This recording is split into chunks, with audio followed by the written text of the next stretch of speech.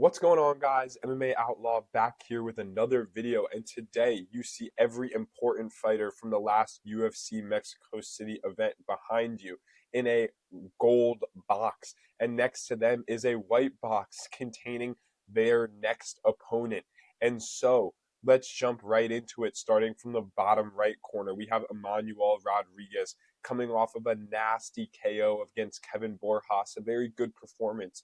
We saw a lot of grit from Emmanuel Rodriguez in that fight, getting knocked down and nearly knocked out in the first round. And so, what does that mean for Emmanuel Rodriguez's next fight? We're going to give him a slight step up in competition against Sumadarji.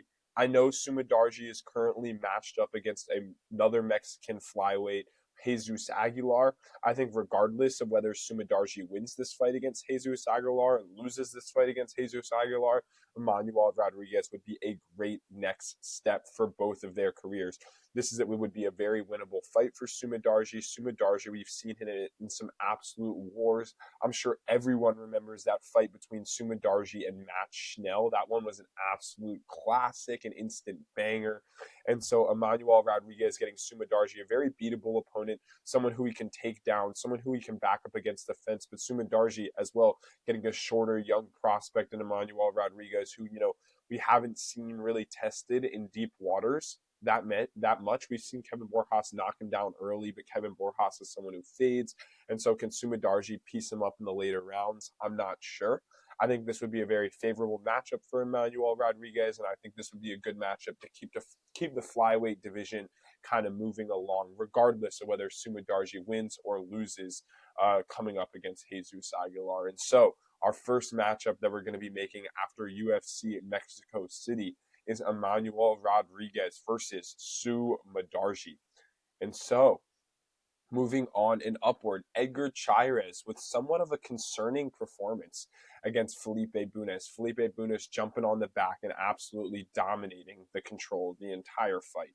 It really was, or dominating the control the entire first round. It really was a tale of two sides of the fight. In the second half of the fight, Edgar Chairez really started to take over with big shots to the body, really started to let his hands go, knees, punches to the body, elbows over the top. It was really nasty work from Edgar Chairez, and it was kind of just missing in the first, kind of 7-ish minutes of that fight. He looked a little bit hesitant coming out, and it's probably because Felipe Bunes jumped on his back right away, took his back, controlled him the entire first bit of that round. Felipe Bunes did end up coming out on the short side of a split decision. I think that was the right split decision. Edgar Chairez won that fight 2-1.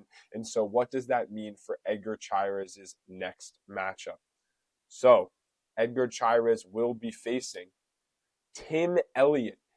Tim Elliott, a crafty vet in the flyweight division. I believe Tim Elliott is ranked 13th or 14th in flyweight. Let's get Edgar Chairez slowly built up into the rankings. This is a very, very favorable matchup for Edgar. Edgar has the big physicality advantage against Tim Elliott. Tim Elliott is kind of this weird, crafty striker who really just wants to use that striking to get it to the ground, wrap you up, and choke you out. But Edgar Chairez is very talented, would be very physically imposing versus Tim Elliott. This is how we move and build these Mexican fighters. Edgar Chairez is on what I believe is a really solid streak in his career, maybe winning 3 of his last 4, with his only loss coming against the current champion, Joshua Van, in what was a really, really good fight and a really good decision. We've seen Edgar Chairez have a lot of success against fighters who are shorter in this division, and so let's give him Tim Elliott, one of the shortest guys in the division. We want to build Edgar Chairez, and I think this is a really good way to do it. Use one of those UFC vets who's been around the block, has seen it all, done it all in the UFC, but is still very beatable in Tim Elliott. But also Tim Elliott, this is a very winnable fight for him too. If he can, be a little funky on the outside and get Edgar Chairez down to the ground. I mean, we saw what Felipe Bunes was able to do, just control him for a full round. And so if Tim Elliott is able to get in on those takedowns and get some, top control time, I very well think Tim Elliott could win this fight as well. And so I think what we're doing is we're trying to make matchups in which both people have the chance of winning, but it's favorable matchup towards one person who the UFC is trying to promote. And so Edgar Chairez getting a little bit of a favorable matchup here versus Tim Elliott, but I think this would be a wonderful fight that every UFC fighter would love to see. And so moving upward, Daniel Zellhuber coming off of a huge loss to Bobby King Green. Daniel Zellhuber has taken 3 consecutive L's at this point in his career. I believe it was to like Esteban Ribovic and then Michael Johnson and now King Green, Bobby Green. And so we're going to have Daniel Zellhuber take on an up-and-comer, Nuro Aliyev. Nuro Aliyev is 2-0 or 3-0 in the UFC at this point. We've seen really good performances from him, but he hasn't looked that dominant in his performances, especially again considering that these people that he's been fighting have not been the upper echelon of talent in the UFC. Daniel Zellhuber has fought some of the guys who have a little bit more talent at the UFC, some of those guys who are kind of right below the ranking spots, and we've seen that that's too competitive for Daniel Zellhuber. That's not in Daniel Zellhuber's bag, to be quite honest. And so this has me really wondering, is Daniel Zellhuber potentially going to be on the chopping block after a fight like a Nuro Aliyev fight, right? And so I think what we're trying to do now is, we're using Daniel Zellhuber, a name value. People know who he is. He's fought a lot of, of these more popular guys, Bobby Green, Michael Johnson, have been around the UFC for a while. Everyone knows him. And we're trying to build a guy in Nuro Aliyev who, is 2-0, or I believe he's 3-0. In the UFC up to this point. And so a really good matchup in the UFC's lightweight division between guys who, Daniel Zellhuber, who's been on a slide in his career. Nuro Aliyev, who's come into the UFC with a little bit of a bang, but hasn't quite fought the level of competition of a Daniel Zellhuber. And so a really good matchup for Zellhuber to potentially get back on track, beat an undefeated guy, and really, kind of set the record straight, telling everyone, I'm still here, I'm still that guy. Or it gives Nuro Aliyev the big opportunity to take a step up in the lightweight division and continue to move forward and build some more wins to his name. And so, moving on, the winner of that Daniel Zellhuber fight, Bobby King Green, looking absolutely nasty. Bobby Green piecing up Zellhuber with the 1-2s. In and out, I apologize. In and out with the striking, right? We've seen Bobby Green hands down style, talking his talk, talking crap in Zellhuber's face, and Bobby Green just pieced him up exactly like how he said. Honestly, I'm surprised Bobby Green was able to get the knockout there, but it seemed like towards the end of that second round that Zellhuber kind of just threw caution to the wind and said, heck, I'm going to go forward and I'm going to try and knock Bobby Green out. And if Bobby Green knocks me out, that's what's going to happen. And so Bobby Green, a vet of the UFC lightweight division, has shown us at 39 he still got it. But who do we see Bobby Green fighting next? We have Bobby Green fighting Alexander Hernandez next. And I know this is not the most hype fight, but Alexander Hernandez is on a 3 or 4 fight win streak in the UFC, is really, really coming into his own here in the lightweight division. We've seen Alexander Hernandez go back and forth between featherweight and lightweight, but I think Hernandez has really found his home here at lightweight. He's coming off of big wins. And I think it's time that we give Alexander Hernandez someone with a little bit more name value, right? And I still think we want to see Bobby Green in these types of scraps, right? Like an Alexander Hernandez scrap, Bobby Green can totally win that fight. He could also potentially get clipped with a big right hook. And so these are the fights that we want to see. This would be an incredibly competitive one in the lightweight division. It would really allow us to see, can we give Bobby Green potentially, if he beats an Alexander Hernandez, we might be giving Bobby Green a ranked matchup after this. But if he loses to Alexander Hernandez, we might be giving him some more of those fun fights. Honestly, I'd love to see a Bobby Green, Michael Johnson fight, both who've beaten Zellhuber before. That would be a really fun UFC vet fight. So I think this fight would really just allow us to see where are both of these guys at in their career. And if Alexander Hernandez wins this one, maybe we start propelling him towards a ranked opponent. If Bobby Green wins this one, maybe we give him to a young up-and-comer who is about to be ranked or, is a ranked opponent, because Bobby Green is 39 after all, and how the UFC operates. We want to build off of some of those guys. And so moving on and upward, Chito Vera, the most frustrating fighter in the UFC. Chito, goddamn it, get your stuff together. He is so uber talented, but he just doesn't turn it on until the third round. It's like every single fight, slow start, slow start, slow start. How many times do we got to tell you, Chito, you need to make an adjustment? You need to make an adjustment. And so Chito Vera is coming off of 4 consecutive losses in his UFC career. I'm drawing a blank on one of them. I know we've seen him lose to O'Malley. We've seen him in that split decision against Ayman Zahabi. And then we just saw him lose to David Martinez. I'm sorry, I'm drawing a blank on the one that was before those. And so, who does Chito Vera get next? We got to start building off of Chito Vera, and we're going to give Chito Vera to Marcus McGee. Marcus McGee coming off of a loss to Peter Yan, but was an incredibly competitive performance against a guy in Peter Yan that we just saw dominate the champion, Merab Dvalishvili, a guy in Peter Yan who is one of the most talented bantamweights of all time, one of the greatest bantamweights of all time. And so let's give Marcus McGee Chito Vera. Marcus McGee is currently unranked, which is insane to me. Let's give Marcus McGee to Chito Vera. I believe Marcus McGee will piece him up, right? Probably win the first 2 rounds, maybe lose the third, just like typical Cheeto fight. And Marcus McGee will win 29-28. And so we can start propelling Marcus McGee upward. A Sean O'Malley, I believe Marcus McGee is Sean O'Malley's teammate as well, a very talented fighter and someone that we all love to watch fight. And so Marcus McGee versus Chito Vera, that is the fight to make.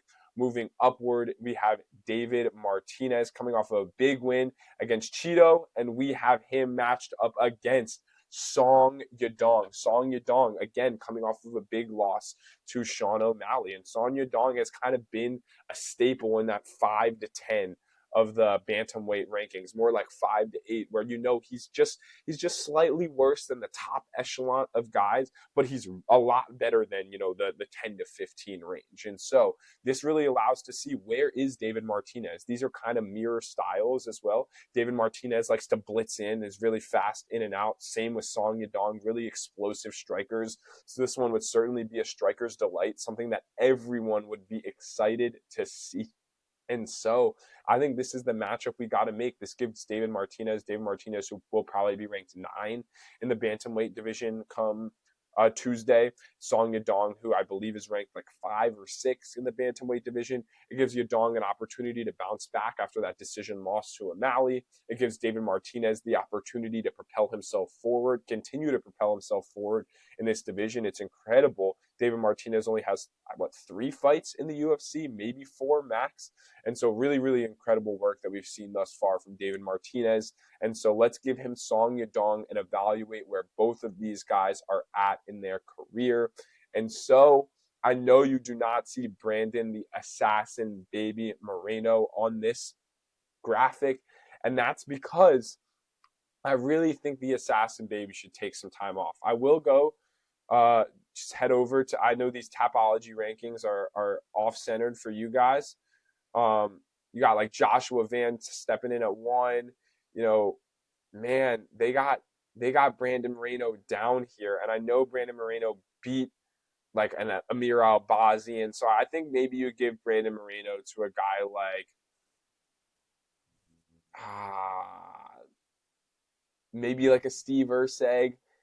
I think maybe you give Brandon Moreno. I mean, he lost. He's already fought these guys. And this is the problem, that Brandon Moreno has really fought a lot of these guys in the division. I think we see Manel Kape versus Chiari Hiragochi. But I think what we can do here with Moreno. Oh, I apologize. Got to get back to my graphic.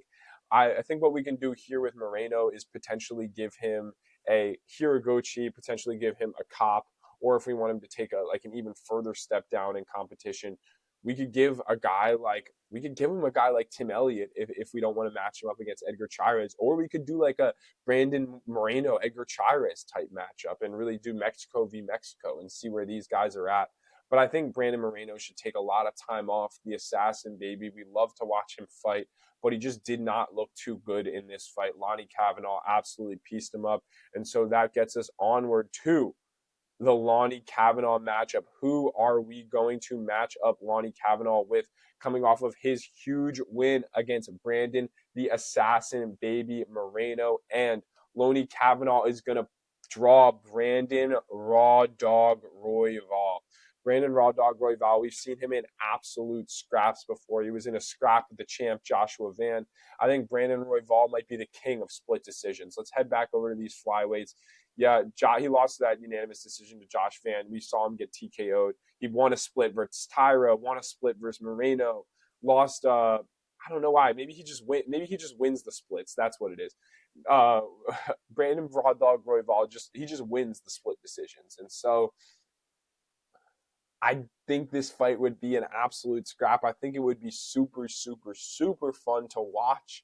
I think Lonnie Kavanagh would show that he's the more talented fighter here, especially if it was a 3 round fight. I think in 5 rounds, Brandon Raw Dog Royval may be able to take him into deep waters, and we're going to see, does Lonnie Kavanagh really have that gas tank? He showed us a little bit in Mexico City, but he got held against the cage in rounds 3 and 4. Brandon Raw Dog Royval will be much more active in those situations, and so I think this Lonnie Kavanagh versus Brandon Raw Dog Royval is the fight to make. This would give us, I believe, come Tuesday, Lonnie Kavanagh will be ranked something like 7.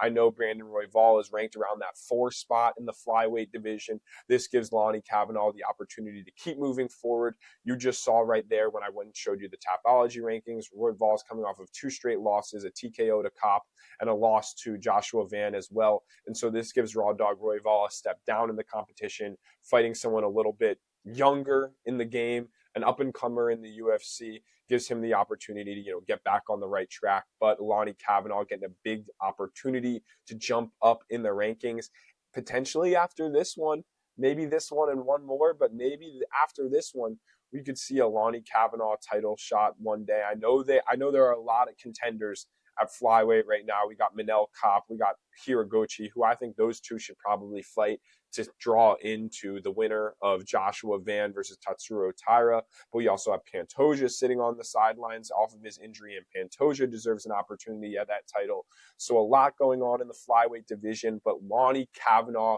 versus Brandon Raw Dog Royval is the fight to make. And so that is every fight to make after UFC at Mexico.